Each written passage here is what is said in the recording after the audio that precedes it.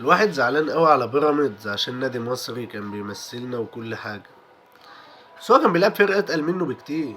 حتى كقيمة تسويقية في فرق شاسع. اتكلم إن بيراميدز حوالي 24 مليون وهم حوالي 200 حاجة وتلاتين مليون، في حتة تانية. في نفس الوقت هما الفرق البرازيلية عامة، البرازيليين كلهم تاني أقوى فرق في العالم بعد الأوروبيين، ده هما اللي بيطلع منهم اللعيبة التقيلة تروح أوروبا. وبعد يعني بعيد عن كل ده برضه بيراميدز وصلت للجون، وصلت قليل بس وصلت بكور حلوة. كورتين منهم لفيستو مالي، واحدة انفراد واحدة شاطت الجون صدها.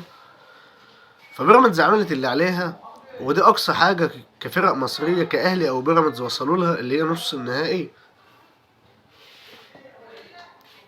بس اللي لفت نظري قوي في الموضوع ده فليب لويس مدرب حلو قوي، مدرب عالي قوي. انا الشوط الاولاني ما شفتش بيراميدز، دعك بيراميدز في الشوط الاولاني حرفيا، وبيعمل استراتيجيات بتاعته في الكرات الثابته، يعني عامل فرقه محترمه قوي. مش بعيد يكسب الباريس، ما فيهاش حاجه.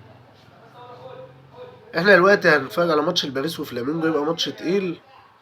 وهارد لك لبيراميدز، عمل اللي عليهم ووصلوا لاقصى حاجه ممكن يوصلوا لها فعلا.